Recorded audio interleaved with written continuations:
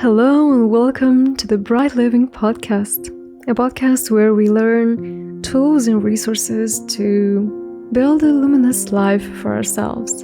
I'm Emma and I'm most honored and grateful to be your host today, especially on a topic that's one of my favorite. How many times did you ask yourself, is this my intuition? Is this my fear? Or maybe you asked yourself, and this is something that I get asked a lot from my clients, how do I make the most of my intuition? How do I access it? Maybe one time you said yes to a project when your body was telling you, no, don't. And you later regretted it. And then you looked back at the situation and you asked yourself, what was that nudgy feeling that I was having? Was that my intuition? Was that my fear? And how can I learn to trust it and listen to it? If you've had these questions, trust me, you're not alone. I personally have had these questions so many times in my life, and I get this question quite a lot from so many people.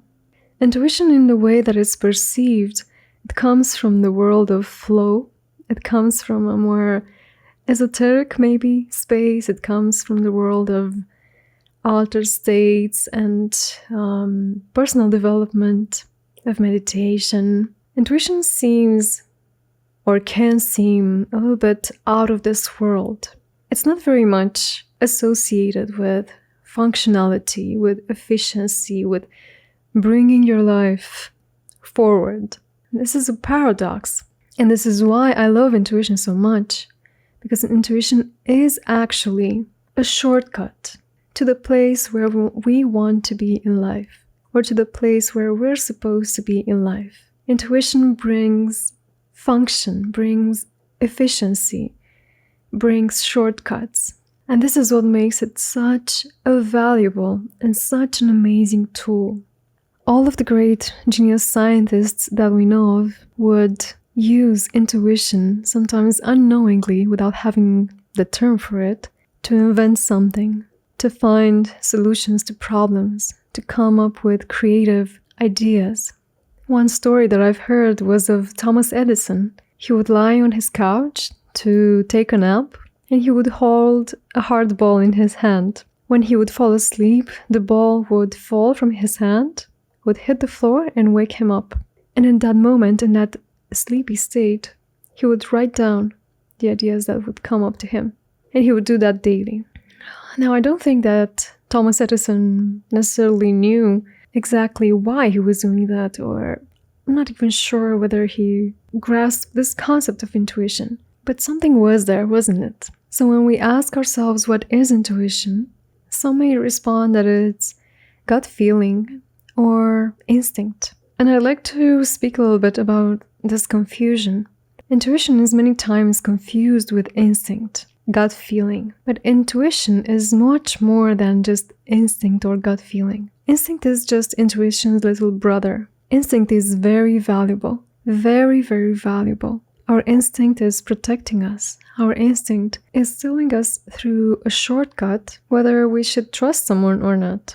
But at the same time, if we were traumatized, our instincts may be wrong, or we may be disconnected from our instincts. For example, if someone is familiar with abuse, they might be shut down from their instincts, telling them to go away, because for them, abuse is familiar, so they will stay. Also, if all your life someone told you that you are not beautiful, you are not attractive, if all of a sudden someone comes up and tells you you are beautiful, your instinct will be to shut down that comment, to reject that comment. And that's because instinct is rooted in survival. Instinct's job is to keep us safe. Instinct is more rooted in our primitive side, while intuition comes from our evolutionary side. Intuition can contain instinct. We can have intuition and instinct at the same time. I want to tell you a story where my instinct and my intuition were telling me different messages. Many years ago, while I was still working in a corporate job, actually in a startup, my dream was to move to London. And my instinct was that I had to move to London. I had to go there to build up my career in communication and PR. And my instinct was very happy with that. Yes, I'm going to London. I'm going to build a career for myself. I'm going to find a job there. I was in love with London and with the professional landscape that I thought was there. I thought there would be many opportunities for me there. And I let everyone know that I'm going to move to London. I let everyone know that even at my current job, I told my boss I'm actively searching for a job in London and this is my objective to move. And she was quite supportive of me. And for 6 months, I was looking and applying. And for some reason, every time that I would open up a job application, I had this feeling in my body of being uneasy, this uneasy feeling in my body. And for 6 months, I was actively looking, searching, trying to figure out what kind of job I would like to land, what kind of company. But for some reason, every time that I was opening a website or looking at a job description, I had this hard to describe feeling in my body and this unease, this restlessness. And one night, I was unable to sleep. At 4 a.m. I was up and I asked myself, back then I wasn't really into meditation at all, but I asked myself, what is happening? What is going on? And I got out of bed. I sat next to the bed on the floor, cross-legged.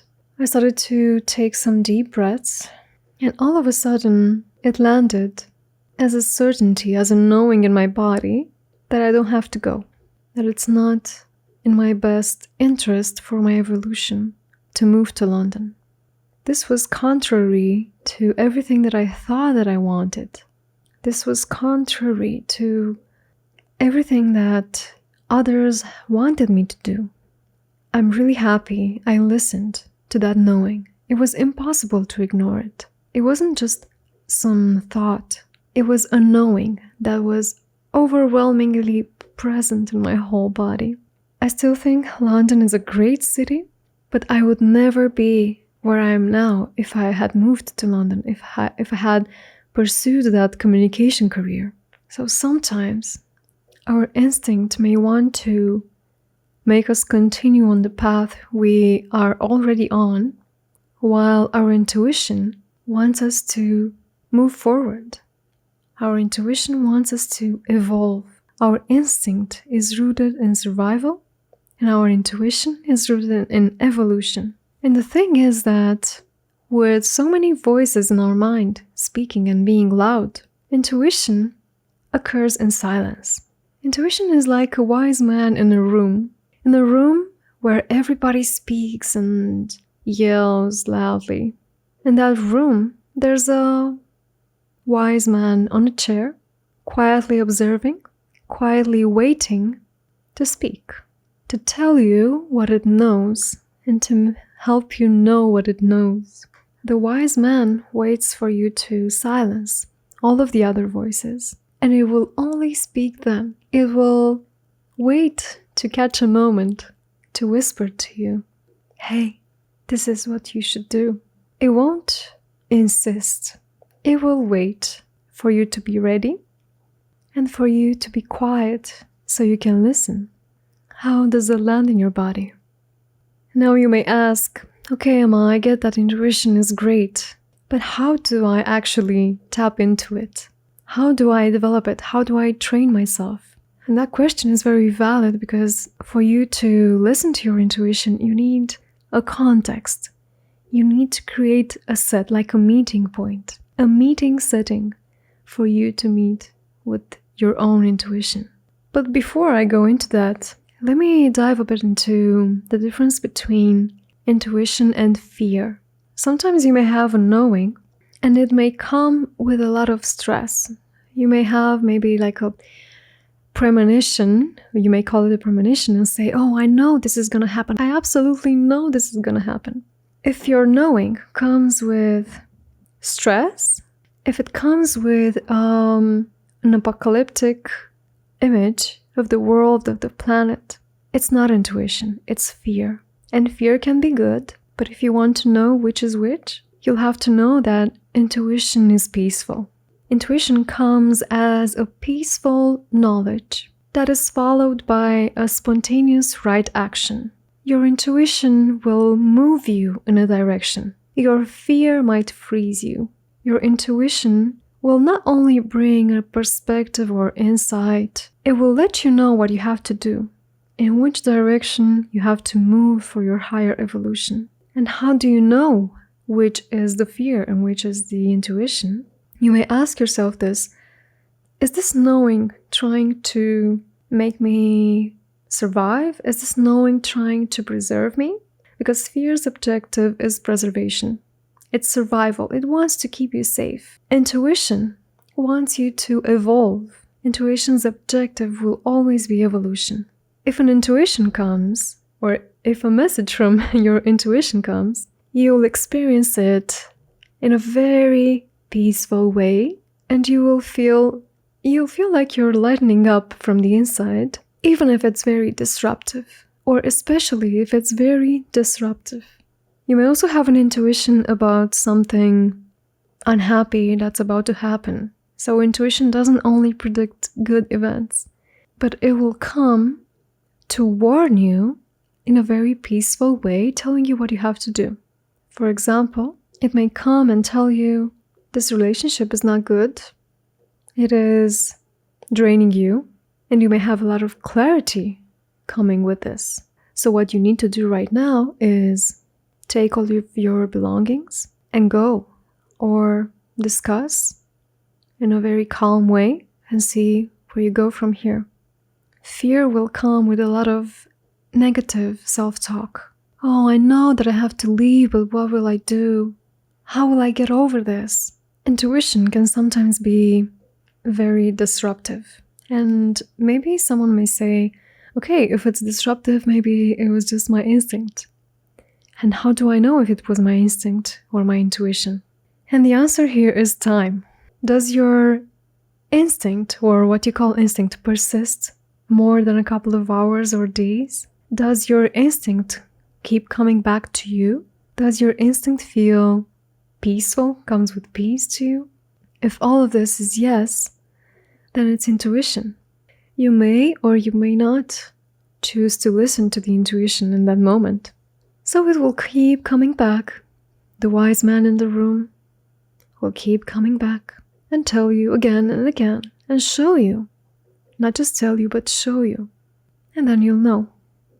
Sometimes what your intuition is telling you may bring a reaction of fear.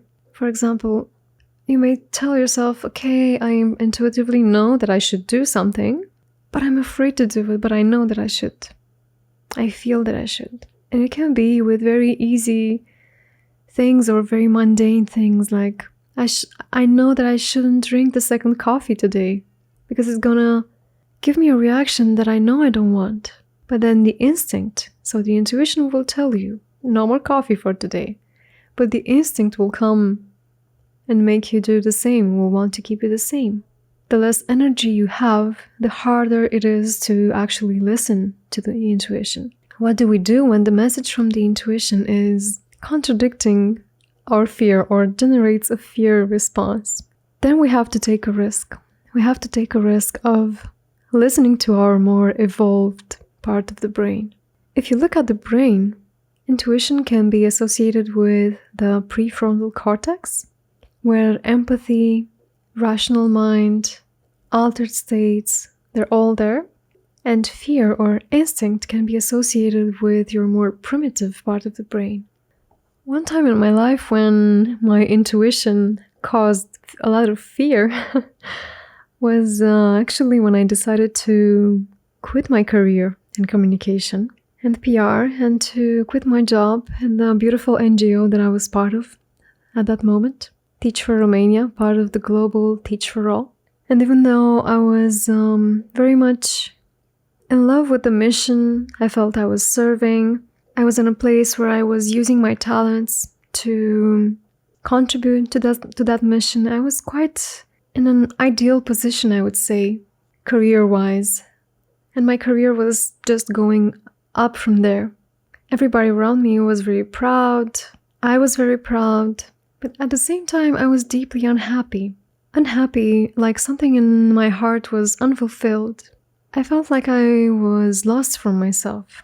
So when I started with meditation and yoga, when I saw how fast I was healing from my personal stories, from my inner demons, as one might say, when I saw that it was so easy for me to guide others, it brought me so much joy, so much pleasure, and people were coming towards me, asking me to guide them, even before I even had a training. This knowing built up in me. Slowly, it built up in me. And this knowing was that I have to dedicate my life to this. I have to learn it. I have to do it justice. I have to honor it. So I quit my job.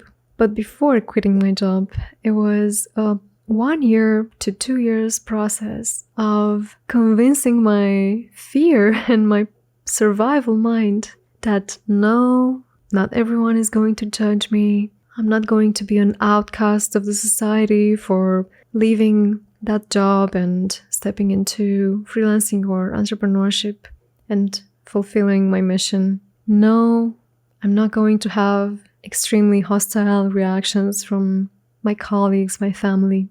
No, I'm not going to be financially ruined for life. Those were my fears.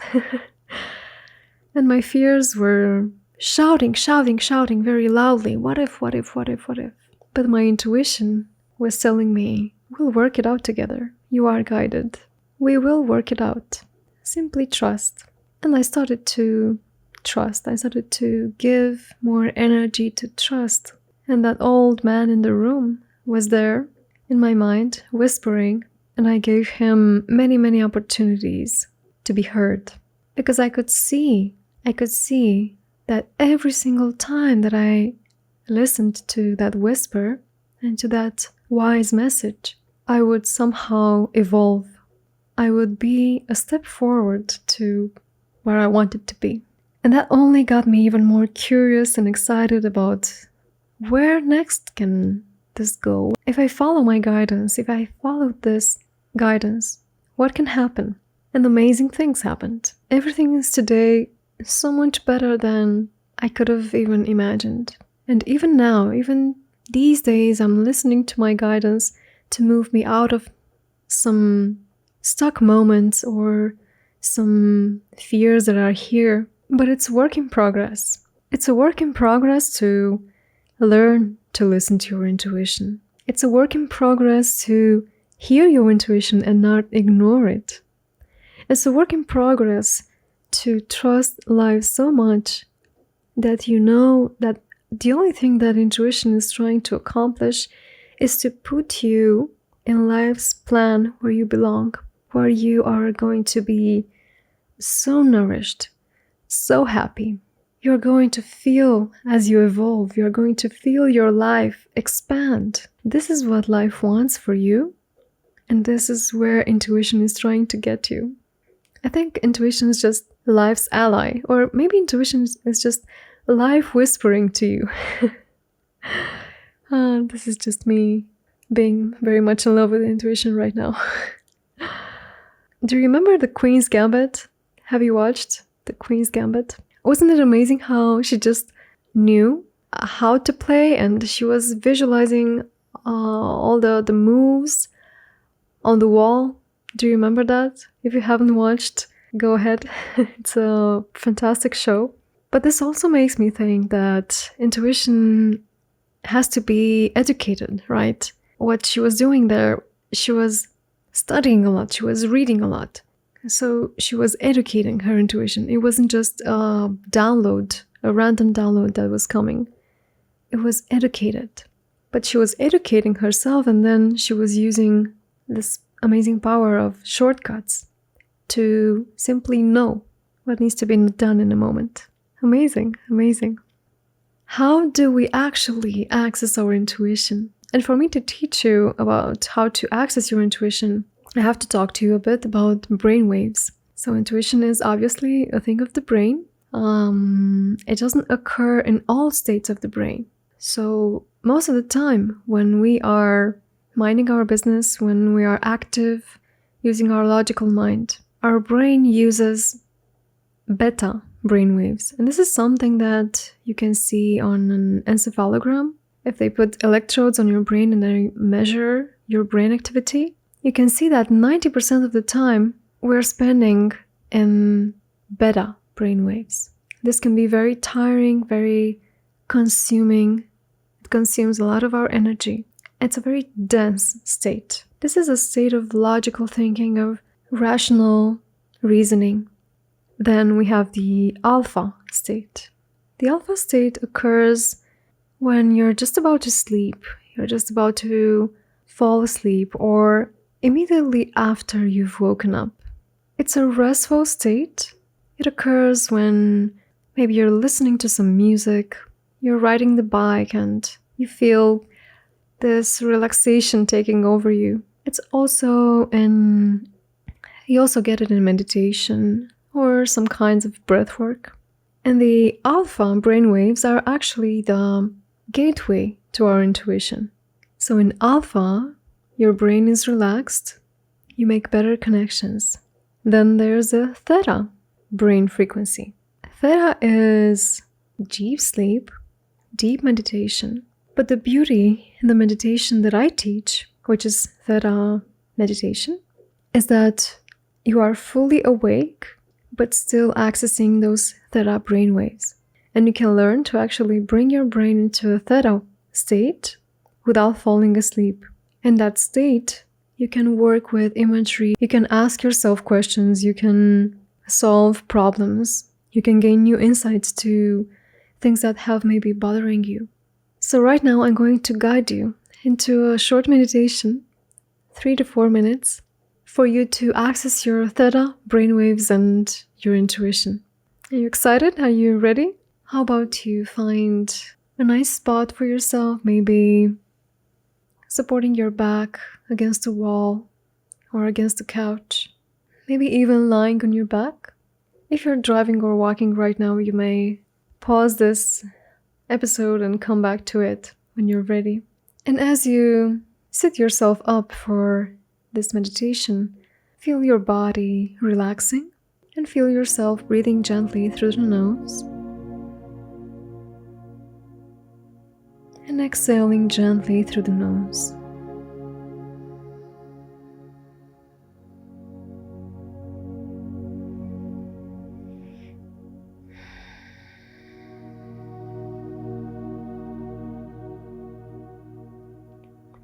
Now, with your eyes closed, right in front of you, I want you to imagine a screen. A black screen, like a billboard.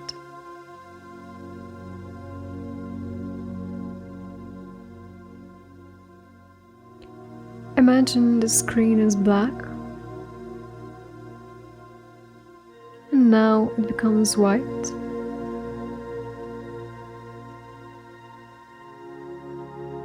Now it becomes purple.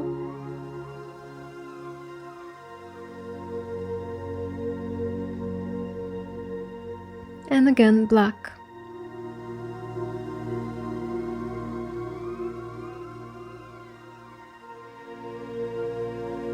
Feel your eyes rising a bit, looking up a bit, but still closed.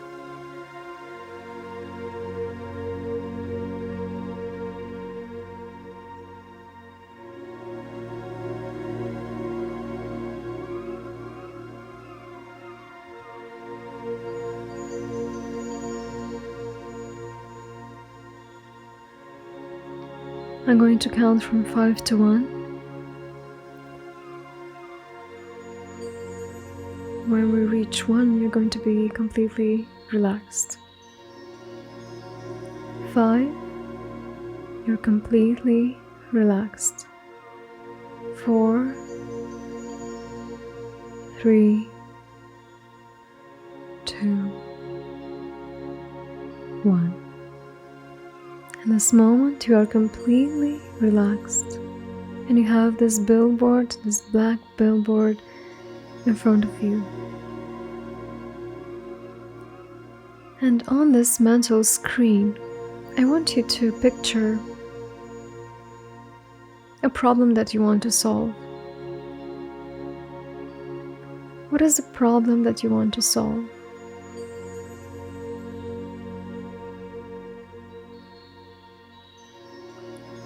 the first thing that comes to your mind. Don't look too much. And see that problem being developed as if you're seeing it right in front of you, as if it were a video on your mental screen.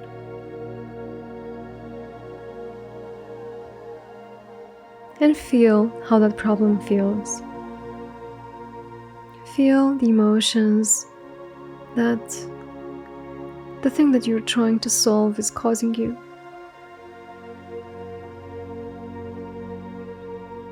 Great. And now imagine the billboard becomes white. The image of what you're trying to solve is getting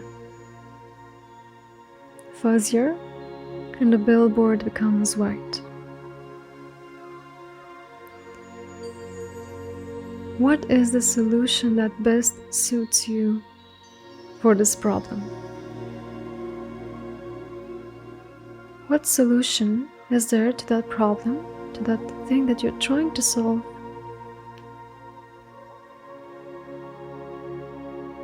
That is best for you, that best suits you.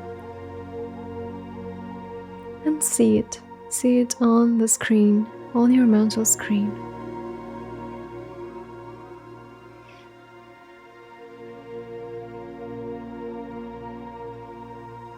And if you don't see it, maybe you're not so visual, maybe you hear it or see it as words, or simply know it.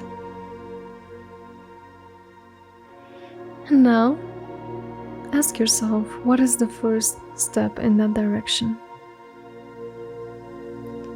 What is the first step in that direction? And again, see it being pictured on this mental video, on this mental screen. And now, see it becoming fuzzy. Think the image or the images that you saw. Inhale. Exhale.